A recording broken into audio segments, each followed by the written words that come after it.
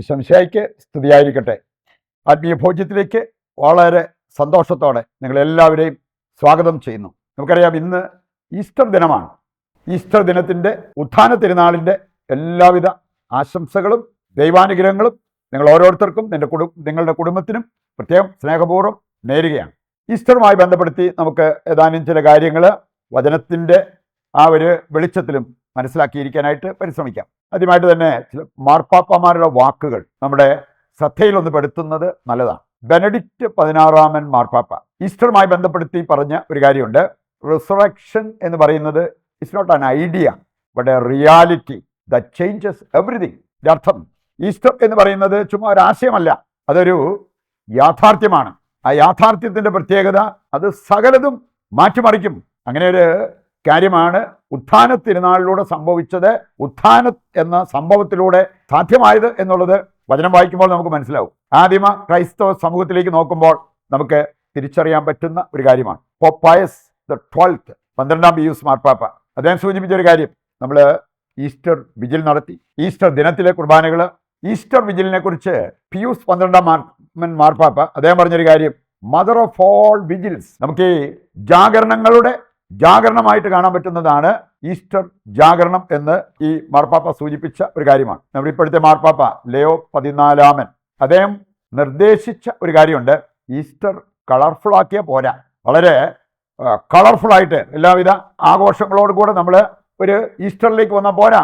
അതിനേക്കാൾ അദ്ദേഹം പറഞ്ഞൊരു കാര്യം, ജീവൻ നമ്മളിലേക്ക് ഒഴുക്കുന്ന ഒരു ദൈവാനുഭവമായിട്ട് മാറ്റണം. ഈസ്റ്റർ നമുക്ക് അനുഭവമാകണം. അതിനുവേണ്ടി ഈസ്റ്റർ സെലിബ്രേഷൻ നമ്മൾ നടത്തണം. ഈ അനുഭവം എന്ന് പറഞ്ഞാൽ ദൈവിക ജീവൻ നമ്മളിലേക്ക് ഒഴുകുന്ന ആ ഒരു അനുഭവം, അതാണ് ഈ ആഘോഷത്തിലൂടെ നമ്മുടെ ജീവിതത്തിന് ഉണ്ടാകേണ്ടത്. നമുക്കറിയാമല്ലോ, കുറച്ച് നാളായിട്ട് മാറ്റി നിർത്തിയിരുന്ന പലതും തിരിച്ചു വരികയാണ്. അതായത് ഗ്ലോറിയ നമ്മൾ ചെല്ലാറില്ലായിരുന്നു, അതുപോലെ ഹല്ലേലൂയ പറയാറില്ലായിരുന്നു. പിന്നെ നമുക്ക് കാണാൻ സാധിക്കും, കുറച്ച് നാളത്തേക്ക് നമ്മൾ രൂപങ്ങളെല്ലാം മറച്ചു വെച്ചിരുന്നു, തുണിയിട്ട് മൂടിക്കെട്ടി. അതുപോലെ തന്നെ ബെല്ലടിക്കുന്നത് ചില സമയത്ത് നമ്മൾ ഒഴിവാക്കി, ഫ്ലവേഴ്സ് വെച്ച് അൾത്താരെ അലങ്കരിക്കുന്നത് ഒഴിവാക്കി. ഇങ്ങനെയുള്ള പല കാര്യങ്ങൾ അതെല്ലാം തിരിച്ചു വന്നിരിക്കുക ഈസ്റ്റർ ആഘോഷത്തോടു കൂടി. പിന്നെ ഇവിടെ ശരിക്കും പറഞ്ഞാൽ ഈ ഒരു ഈസ്റ്റർ ദിനത്തിൻ്റെ പ്രാധാന്യം വിളിച്ചു പറയുന്ന കാര്യങ്ങളാണ് ഇതെല്ലാം എന്ന് നമുക്ക് മനസ്സിലാക്കാൻ പറ്റും. ഈസ്റ്റർ എന്ന് പറയുമ്പോൾ നോമ്പുകാലത്തിൻ്റെ അവസാനമല്ല കേട്ടോ. ഈസ്റ്റർ എന്ന് പറഞ്ഞാൽ ഇത് ശരിക്കും പറഞ്ഞാൽ ഒരാരംഭമാണ്. എന്ന് പറഞ്ഞാൽ അടുത്ത 50 ദിവസം ഈസ്റ്റർ ദിനങ്ങളായിട്ടാണ് നമ്മൾ സഭയിൽ ആഘോഷിക്കുക. പന്തക്കുസ്ത തിരുനാൾ വരെയുള്ള ദിവസം ഈസ്റ്റർ കാലയളവായിട്ട് നമ്മൾ കാണുകയാണ്. അതുകൊണ്ട് ഇതെല്ലാം ഞാൻ സൂചിപ്പിച്ചത് ഈ ദിവസത്തിൻ്റെ പ്രാധാന്യം നമ്മളൊന്ന് മനസ്സിലാക്കാൻ വേണ്ടിയാണ്. ഇത് മനസ്സിൽ വെച്ചുകൊണ്ട് ഏതാനും ചില കാര്യങ്ങൾ നമുക്ക് തിരിച്ചറിയാം. ഒന്നാമത്തെ കാര്യം, ഉത്ഥാനം എല്ലാവർക്കും ഒരുപോലെ ആയിരുന്നില്ല, ഇന്നും എല്ലാവർക്കും ഒരുപോലെ അല്ല. ഉത്ഥാന തിരുനാൾ നമുക്ക് കാണാൻ സാധിക്കും.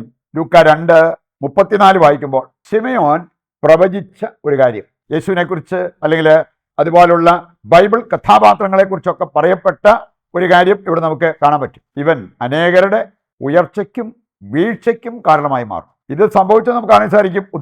ഉത്ഥാനത്തിൽ യേശു ഉത്ഥാനം ചെയ്തപ്പോൾ അവൻ്റെ മരണത്തോടെ സന്തോഷിച്ച ഒരു കൂട്ടം ആൾക്കാരുണ്ട്, അവർക്ക് വിഭ്രാന്തിയായി.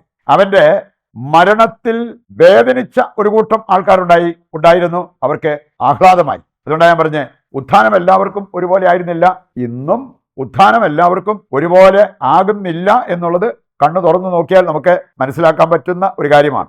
മർക്കോസ് 9-ാം അധ്യായം 23-ാമത്തെ വചനം എടുക്കുമ്പോൾ അവിടെ പറഞ്ഞിരിക്കുന്ന ഒരു കാര്യം, വിശ്വസിക്കുന്നവർക്ക് സകലതും സാധ്യമാണ്. വിശ്വസിക്കുന്നവർക്ക് 1 കൊരിന്തോസ് 1:24 വായിച്ചാലും അവിടെ നമ്മൾ കാണുന്നുണ്ട്, വിശ്വസിക്കുന്നവർക്ക് യേശുക്രിസ്തു പിതാവായ ദൈവത്തിൻ്റെ ശക്തിയും ദൈവത്തിൻ്റെ ജ്ഞാനവുമാണ്. വിശ്വസിക്കുന്നവർക്കും വിശ്വസിക്കാത്തവർക്കും ഒരേ റിസൾട്ട് അല്ലെന്ന്. അതെ, വിശുദ്ധ കുർബാനയെക്കുറിച്ച് ചിന്തിച്ചാലും പ്രാർത്ഥനയെക്കുറിച്ച് ചിന്തിച്ചാലും ഉത്ഥാന തിരുനാളിനെക്കുറിച്ച് ചിന്തിച്ചാലും അവിടെ സാരമായ വ്യത്യാസം നമ്മൾ കണ്ടെത്തും എന്നുള്ളത് നമുക്ക് മനസ്സിലാക്കാൻ പറ്റുന്ന ഒരു കാര്യമാണ്. റോമ 8:28 കൂടി എടുത്താൽ, ദൈവത്തെ സ്നേഹിക്കുന്നവർക്ക് അവിടുത്തെ കൽപ്പന അനുസരിച്ച് ജീവിക്കുന്നവർക്ക് അവിടുന്നെല്ലാം നന്മയ്ക്കായി പരിണമിപ്പിക്കും. രണ്ടാമതായിട്ട് നമുക്ക് ചിന്തിക്കാൻ പറ്റുന്ന ഒരു വചനഭാഗം, ക്രിസ്തുവിനോടൊപ്പം ഉത്ഥാനം ചെയ്താൽ നമ്മുടെ ജീവിതത്തിൽ ഉണ്ടാകാവുന്ന ചില നേട്ടങ്ങളെക്കുറിച്ച് വചനം പഠിപ്പിക്കുന്നുണ്ട്. കൊളോസസ് 3-ാം അധ്യായം 1-2 വചനങ്ങൾ എടുക്കുമ്പോൾ, യേശുവിനോടൊപ്പം നിങ്ങൾ ഉയർപ്പിക്കപ്പെട്ടിട്ടുണ്ടെങ്കിൽ ഇനി സംഭവിക്കാൻ പോകുന്നത് നിങ്ങളുടെ ശ്രദ്ധ ഉന്നതത്തിൽ വസിക്കുന്ന കാര്യങ്ങളിലായിരിക്കും, അല്ലാതെ ഭൂമിയിലെ വസ്തുക്കളിൽ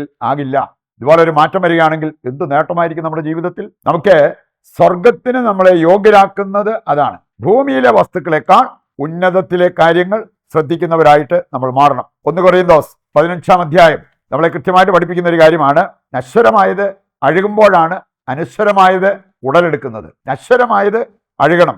1 കൊരിന്തോസ് 2:14 വായിച്ചാൽ ഈ ലൗകിക മനുഷ്യർക്ക് ആത്മീയ കാര്യങ്ങൾ മനസ്സിലാക്കാനോ അംഗീകരിക്കാനോ അവർക്ക് സാധിച്ചെന്ന് വരില്ല. അവര് ആത്മീയ കാര്യങ്ങളെ കുറ്റപ്പെടുത്തത്തേ ഉള്ളൂ. ഗലാത്യർ 5:16 വായിക്കുമ്പോൾ ജഡമോഹങ്ങളെ ഒരിക്കലും തൃപ്തിപ്പെടുത്തരുത്. ഇനി അങ്ങനെ ജീവിക്കാൻ സാധിക്കണമെങ്കിൽ സ്വർഗത്തെക്കുറിച്ച് നമുക്കൊരു കൃത്യമായ ദർശനം ഉണ്ടാകണം. വിശുദ്ധ കൊച്ചുത്രേസ്യ ഒരു സൂചിപ്പിച്ച ഒരു കാര്യം, എനിക്ക് സ്വർഗത്തിൽ പോകണം, എനിക്കത് നിർബന്ധമാണ്. ഇനി അതിനുവേണ്ടി ഞാൻ എന്തും നഷ്ടപ്പെടുത്താം, എന്തും സഹിക്കാം, എത്ര അധ്വാനിക്കണമെങ്കിലും ഞാൻ അധ്വാനിക്കും. കർത്താവിൻ്റെ കൽപ്പനകൾ കൃത്യമായി പാലിക്കാനും സഭ തരുന്ന നിയമങ്ങൾ ചട്ടങ്ങൾ കൃത്യമായി പാലിക്കാൻ ഞാൻ റെഡിയാണ്. എന്തിനു വേണ്ടി? സ്വർഗത്തിൽ പോകാൻ വേണ്ടി. അങ്ങനെ ഒരു ദർശനം ഉണ്ടാകുന്നവർക്ക് ഈ ലോകത്തിൻ്റെതായ നേട്ടങ്ങൾ നിസ്സാരമായിട്ട് അവർക്ക് കാണാൻ പറ്റും. ഈ ലോക ജീവിതം ഈ പരലോക ജീവിതവുമായി താരതമ്യപ്പെടുത്തുമ്പോൾ എത്ര നിസ്സാരമെന്ന് വചനം കൃത്യമായിട്ട് നമ്മളെ പഠിപ്പിക്കുന്നുണ്ട്. പ്രഭാഷകൻ 18:10 വായിച്ചാൽ നിത്യതയോട് താരതമ്യപ്പെടുത്തുമ്പോൾ ഈ ലോക ജീവിതം കടലിലെ ഒരു തുള്ളി വെള്ളം പോലെ മാത്രം. അപ്പൊ ഒരു തുള്ളി വെള്ളത്തിന് വേണ്ടി നമ്മൾ നിത്യത നഷ്ടമാക്കുന്നത് എത്ര വലിയൊരു നഷ്ടമായിരിക്കും. 1 കൊരിന്തോസ് 15:19 നമ്മളെ പഠിപ്പിക്കുന്നുണ്ട്. ഈ ലോക ജീവിതത്തിന് വേണ്ടി മാത്രമാണ് യേശുക്രിസ്തുവിൽ നമ്മൾ പ്രത്യാശ വെച്ചിരിക്കുന്നതെങ്കിൽ മറ്റാരെയും നിർഭാഗ്യവാന്മാരായിട്ട് നമ്മൾ മാറും. അങ്ങനത്തെ ഒരു ദൗർഭാഗ്യം ദൈവമക്കൾക്കുണ്ടാകരുത് എന്നുള്ളത് നാം ശ്രദ്ധിക്കേണ്ട ഒരു കാര്യമാണ്. അവസാനമായിട്ട് നമ്മൾ ചിന്തിക്കുന്നത് ഉത്ഥിതനിൽ വാസം ചെയ്യാൻ. അവിടെ വിളി അതാണ്, ദൈവത്തിൽ വസിക്കുക. ഉത്ഥിതനിൽ വാസം ചെയ്യാൻ നാം എന്താണ് ചെയ്യേണ്ടത്? 2 കൊരിന്തോസ് 5:15 മുതൽ 17 വരെ വായിച്ചാൽ ജീവിച്ചിരിക്കുന്നവർ ഇനിയും തങ്ങൾക്ക് വേണ്ടി ജീവിക്കരുത്, തങ്ങൾക്ക് വേണ്ടി മരിച്ച് ഉത്ഥാനം ചെയ്തവന് വേണ്ടി ജീവിക്കണം. ഇനി അതിന് നാം ശ്രദ്ധിക്കേണ്ടതായ ചില കാര്യങ്ങൾ റോമ 6:6 പറയുന്നുണ്ട്. പഴയ മനുഷ്യനെ ക്രൂശിക്കണം. റോമ 8:17 അവനോടുകൂടെ പീഡ അനുഭവിക്കാൻ നമ്മൾ സന്നദ്ധരാകണം. 1 തെസ്സലോനിക്ക 4:14 അവനിൽ നിദ്ര പ്രാപിക്കുന്നവർക്കാണ് അവനോടുകൂടെ നിത്യമായി ജീവിക്കാൻ പറ്റുക. 2 തീമോത്തി 2:11 അവനോടൊത്ത് സഹിച്ച് മരിക്കുന്നവർക്കാണ് അവനോടൊത്ത് നിത്യം വാഴുവാൻ സാധിക്കുക. ഗലാത്യർ 5:24 പറഞ്ഞിട്ടുണ്ട്, ജഡത്തെ അതിൻ്റെ വികാരങ്ങളോടും മോഹങ്ങളോടും കൂടെ ക്രൂശിക്കുന്നവർക്കാണ് ഉത്ഥിതനിൽ വാസം ചെയ്യാൻ പറ്റുക. 1 യോഹന്നാൻ 2:15-16 വചനങ്ങൾ വായിച്ചാൽ ലോകത്തെ സ്നേഹിക്കാതെ ദൈവത്തെ സ്നേഹിക്കുന്നവരായി മാറണം. അവർക്ക് ഉത്ഥിതനിൽ വാസം ചെയ്യാൻ പറ്റും. ഒരു ബോധ്യത്തോടുകൂടി കർത്താവിനോടൊപ്പം ഇനി നിത്യമായി വാഴുവാനുള്ള കൃപയ്ക്കായി പ്രാർത്ഥിച്ചുകൊണ്ട് ഇവിടെ എല്ലാ പ്രാർത്ഥനാ നിയോഗങ്ങളും ദൈവകരങ്ങളിൽ ഏൽപ്പിച്ച് ദിവ്യകാരുണ്യത്തിന്റെ ആശീർവാദവും സ്വീകരിക്കാം.